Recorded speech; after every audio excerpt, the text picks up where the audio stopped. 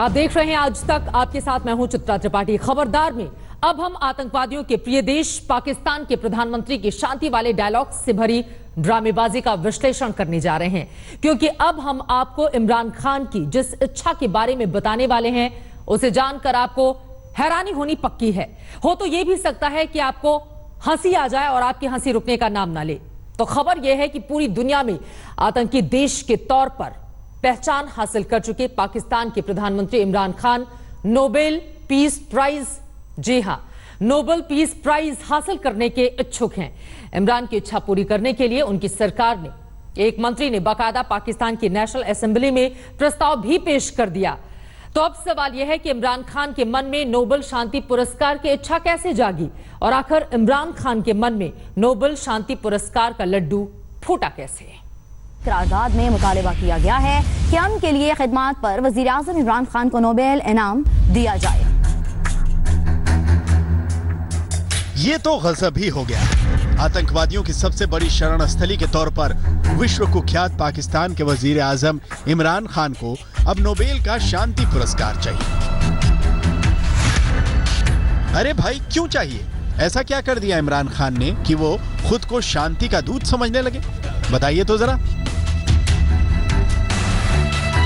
हिंदुस्तान को prime minister Imran Khan ने पैगाम दिया और हमारा पैगाम यह है कि आइए गुफ्तगू कीजिए, गुफ्तगू से मामला हल करने की कोशिश कीजिए। और दुनिया भी पूरी इस वक्त पाकिस्तान के मौक़िफ़ की हमायत कर रही है, चाहे यूरोपीय यूनियन हो, चाहे अमेरिका हो, चाहे अक़वाम मुत्तहिदा हो, कल सबने पाकिस्तान के मौक़िफ़ की तायद की है। अच्छा, तो ये बात है। पहले पुलवामा में आतंकी भेजकर हिंदुस्तान के सैनिकों को मारो, फिर शांति के कबूतर उड़ाओ और शांति का नोबेल पाओ। अब समझ में आया कि इमरान खान को हिंदुस्तान के साथ शांति वांति से कुछ लेना देना नहीं है। उन्हें तो नोबेल शांति का पुरस्कार चाहिए। इसके लिए बाकायदा पाकिस्तान की संसद में एक प्रस्ताव लाया जा चुका है। प्रस्ताव में इमरान खान को भारत और पाकिस्तान के बीच शांति का मसीहा बताकर उनकी शान में कसीदे कढ़े गए हैं। मानो इमरान खान ना होते तो न जाने क्या हो जाता।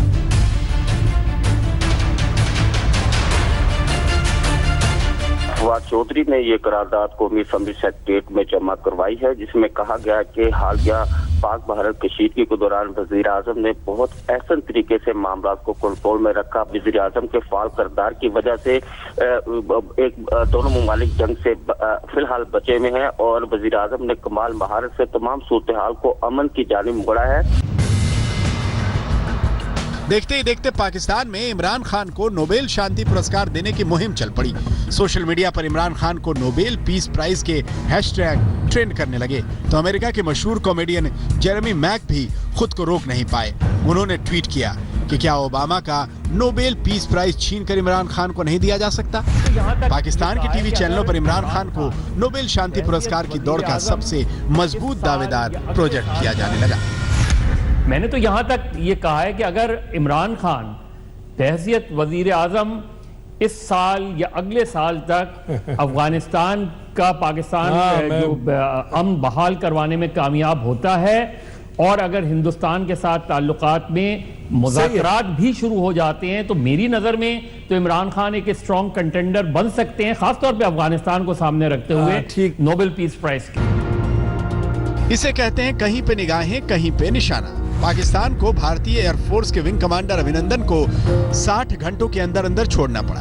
ये इमरान खान की कोई दरिया दिली नहीं थी, बल्कि वियना कन्वेंशन वाली मजबूरी थी, क्योंकि अगर पाकिस्तान अभिनंदन को 7 दिन के अंदर नहीं छोड़ता तो दुनिया इसे पाकिस्तान की तरफ से एक्ट ऑफ वॉर मानती और हिंदुस्तान को पाकिस्तान पर हमला करने से कोई नहीं रोक पाता।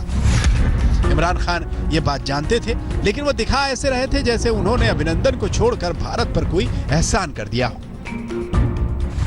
हिंदुस्तान का पायलट हमने पकड़ा हुआ है, हम एज ए पीस जेस्टर हम उनको उसको कल रिहा करने लगे हैं हिंदुस्तान को। अभिनंदन को तो पाकिस्तान को छोड़ना ही था।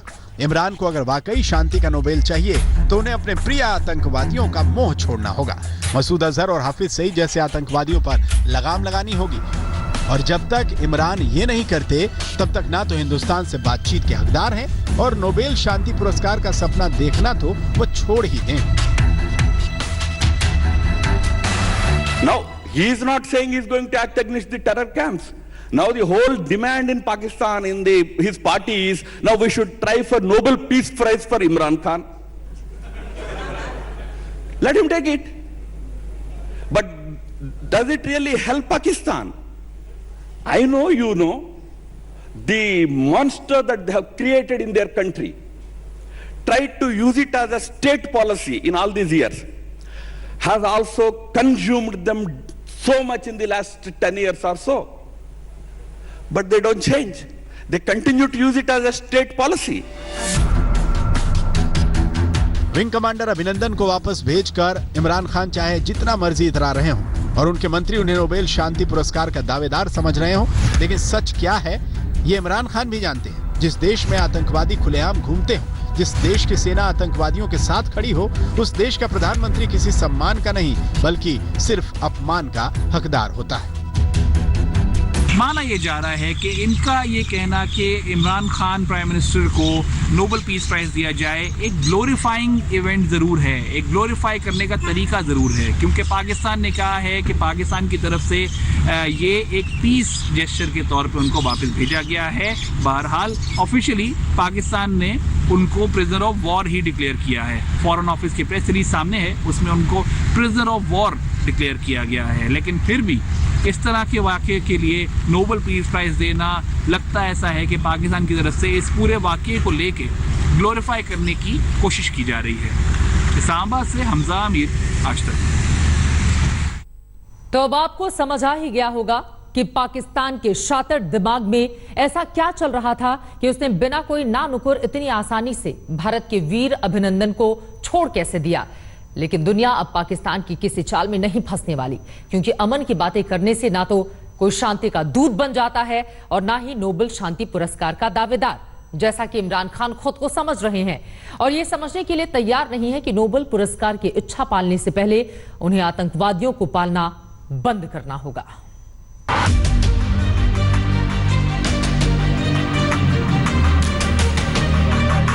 इमरान खान की जुबान पर शांति की बातें हैं, बातों का क्या, क्योंकि पाकिस्तान की बात पर यकीन करना खुद को धोखा देने के बराबर है। नोबेल शांति पुरस्कार के इच्छुक इमरान खान की पोल तो खुद उनके मंत्री बार बार लगातार खोल रहे हैं। अभी एक दिन पहले ही पाकिस्तान के विदेश मंत्री एक विदेशी न्यूज चैनल पर कहकर लौटे थे कि जैश का सरगना मसूद अजहर पाकिस्तान में है, और अब एक और विदेशी चैनल पर उन्होंने कबूल कर लिया है कि पाकिस्तान की सरकार मसूद अजहर के संपर्क में है। But he is in Pakistan. According to my information, he is very unwell. He is unwell to the extent that he cannot leave his house because he's really unwell. You're not sure that Jaish-e-Mohammed is based in Pakistan? Or that Jaish-e-Mohammed claimed responsibility for it? They have not. They have claimed responsibility. They have not. There's confusion on that. Where's the confusion? The confusion is that the leadership, when contacted, they said no. Which the leadership's been contacted by who, sir? By people over here. They say they deny that. That's the confusion. Confuse होगा पाकिस्तान, हिंदुस्तान को कोई confusion नहीं है, ना इस बात पर कि पुलवामा हमले में जैश का हाथ था और ना इस बात पर कि इमरान खान हिंदुस्तान से शांति का सिर्फ नाटक कर रहे हैं। अगर इमरान गंभीर होते तो कम से कम दुनिया को दिखाने के लिए ही सही मसूद अजहर पर कोई तो एक्शन लेते। दरअसल सच ये है कि इमरान हैं तो आतंकवादियों के मसीहा, लेकिन चाहते हैं कि दुनिया उन्हें शांति का मसीहा के खिताब से नवाजे। ये एक मजाक है, मैं समझता हूँ। इमरान साहब का कोई रोल अभी तक तो दिखाई नहीं दिया दुनिया में कि इन्होंने अमन शांति के लिए कोई काम किया हो।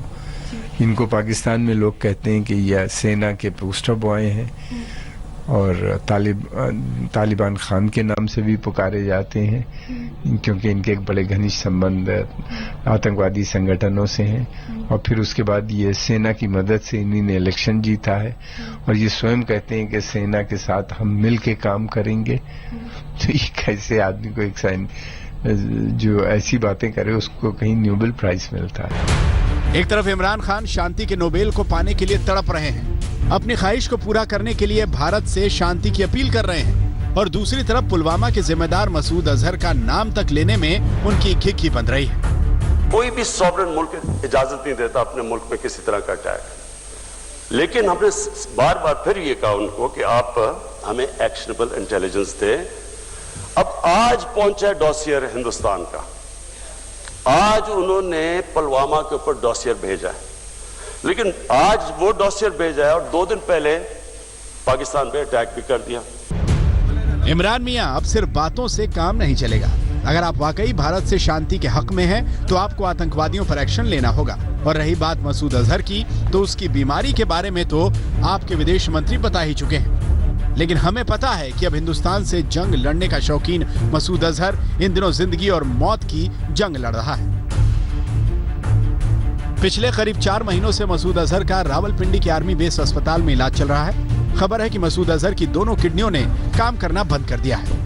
इसीलिए रावलपिंडी के आर्मी बेस अस्पताल में उसका रोज डायलिसिस किया जा रहा है। पुलवामा हमले के बाद आज तक ने मसूद अजहर को पाकिस्तान में ट्रैक किया था और पाकिस्तान के बहावलपुर में मसूद अजहर के ठिकाने को खोज निकाला था, जिसके बाद पाकिस्तान की सरकार ने मसूद को रावलपिंडी शिफ्ट कर दिया था और मसूद के ठिकाने को अपने कब्जे में लेने का दावा कर दुनिया की आंखों में धूल झोंकने की कोशिश की थी।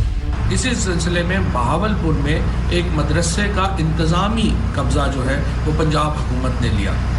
ये वो मदरसा है जिसके बारे में प्रोपेगेंडा कर रहा था भारत कि ये जैश मोहम्मद का हेडक्वार्टर है। कल पंजाब हुकूमत मीडिया के भी तमाम नुमाइंदों को इस मदरसे में लेके जाएगी, जहाँ पे आप खुद देख सकेंगे कि ये मदरसा किस तरह से काम कर रहा था। 700 के करीब यहाँ पर तालिब इल्म हैं जो ज़कात और सदक़े के ऊपर तदरीस के अमल में मसरूफ़ हैं।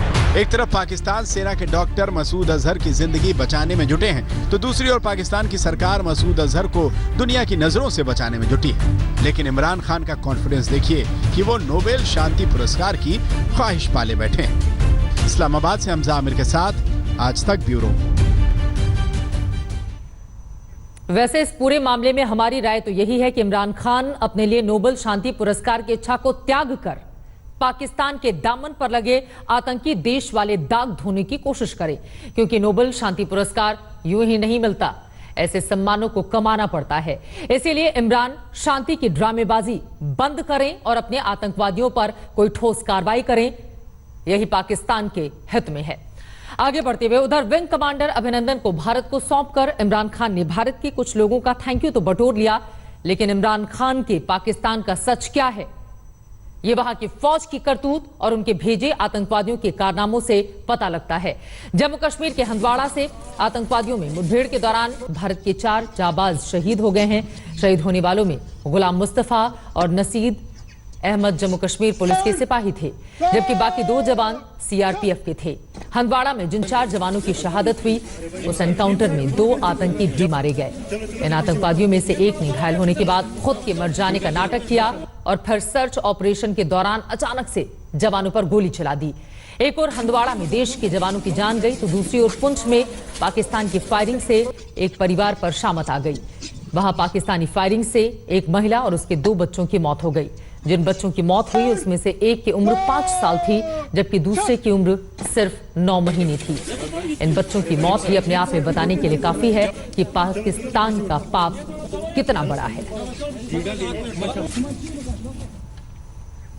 और पाकिस्तान को सुधारना बेहद जरूरी है, हम सब के लिए, हमारे हित में भी है। उधर जम्मू कश्मीर में सुरक्षा कर्मियों की चुनौती बड़ी है। एक और आतंकवाद से लड़ना है, तो दूसरी ओर पाकिस्तान की फायरिंग का भी जवाब देना है। लेकिन पाकिस्तान के इस करतूत का असर भारत के सरहदी इलाकों के गांवों पर पड़ता है। आज तक की ये ग्राउंड रिपोर्ट देखिए आप।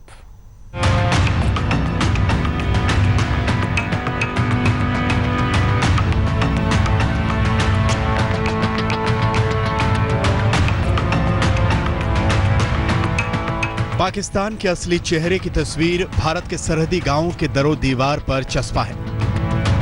पाकिस्तान में बसे आतंकिस्तान को लाइन ऑफ कंट्रोल और अंतर्राष्ट्रीय बॉर्डर पर बसे गांव रोज झेल रहे हैं। पाकिस्तान के खैबर पख्तूनवा के बालाकोट में भारत के वायु पुत्रों के एक्शन के बाद से पाकिस्तान इस कदर बौखलाया है कि वो निहत्थे गांव वालों को अपना निशाना बनाता है।